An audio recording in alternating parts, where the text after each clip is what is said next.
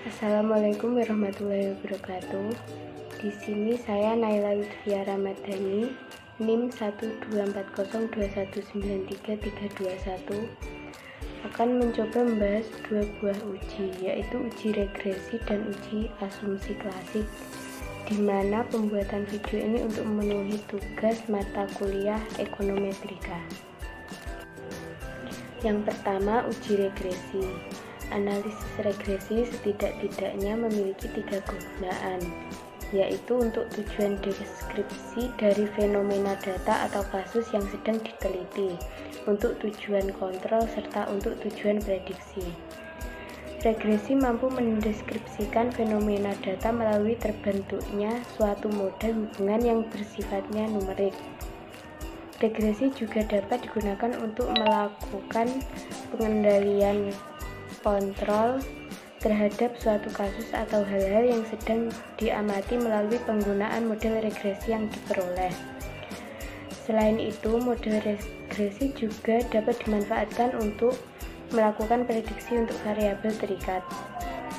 Namun yang perlu diingat, prediksi di dalam konsep regresi hanya boleh dilakukan di dalam rentang data dari variabel-variabel bebas yang digunakan untuk membentuk model regresi tersebut.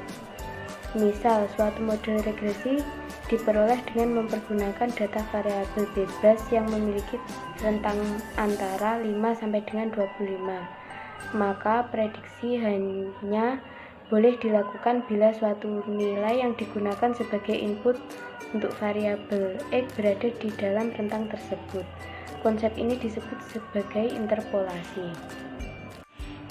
Regresi sebenarnya adalah nilai duga parameter di dalam model regresi untuk kondisi yang sebenarnya atau true condition.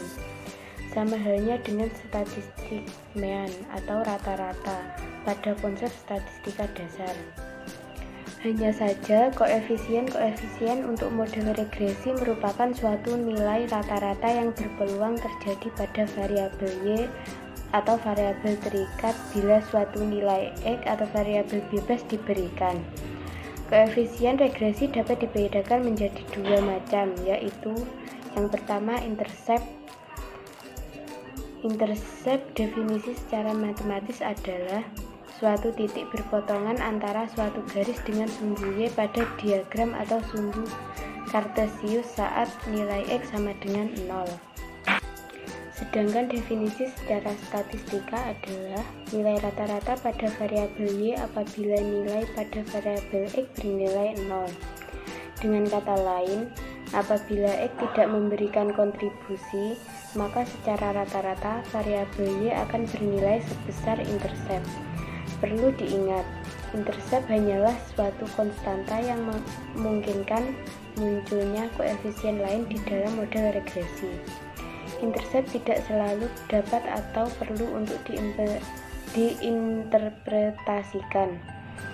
Apabila data pengamatan pada variabel X tidak mencakup nilai 0 atau mendekati 0, maka intercept tidak memiliki makna yang berarti, sehingga tidak perlu diinterpretasikan. Yang kedua, slope. Secara matematis, slope merupakan ukuran kemiringan dari suatu garis. Slope adalah koefisien regresi untuk variabel X atau variabel bebas. Dalam konsep statistika, slope merupakan suatu nilai yang menunjukkan seberapa besar kontribusi atau sumbangan yang diberikan suatu variabel X terhadap variabel Y. Nilai slope dapat pula diartikan sebagai rata-rata pertambahan atau pengurangan yang terjadi pada variabel Y untuk setiap peningkatan satu satuan variabel X. Untuk uji yang kedua, yaitu uji asumsi klasik. Menurut Kurniawan, sebelum melakukan analisis regresi, data yang digunakan harus diuji terlebih dahulu menggunakan uji asumsi klasik dengan tujuan untuk menganalisis apakah data dapat digunakan dalam sebuah penelitian menggunakan uji regresi atau tidak.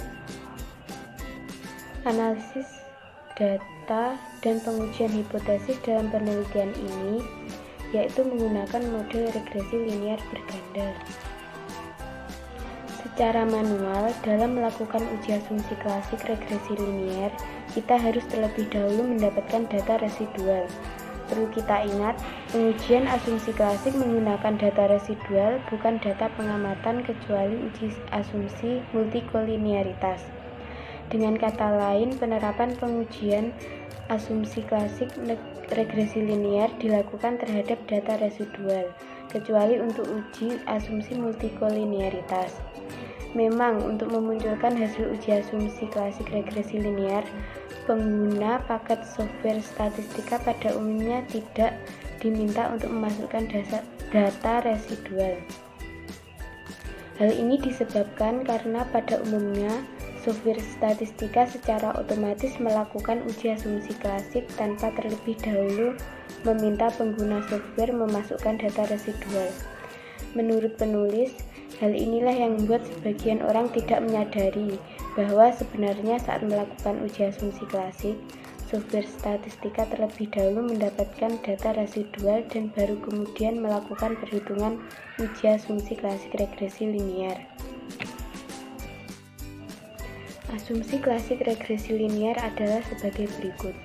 Yang pertama, model dispesifikasikan dengan benar. Asumsi ini adalah asumsi pertama yang harus dipenuhi oleh peneliti. Maksud dari model dispesifikasikan dengan benar adalah bahwa model regresi tersebut dirancang dengan benar oleh peneliti. Khusus untuk asumsi ini memang tidak ada uji statistikanya. Hal ini disebabkan karena model regresi yang dirancang berhubungan dengan konsep teoritis dari kasus yang sedang diteliti. Yang kedua, error menyebar normal dengan rata-rata 0 dan suatu ragam atau varian tertentu. Sekian penjelasan dari saya tentang uji regresi dan uji asumsi klasik. Bila ada kurang lebihnya mohon maaf. Wassalamualaikum warahmatullahi wabarakatuh.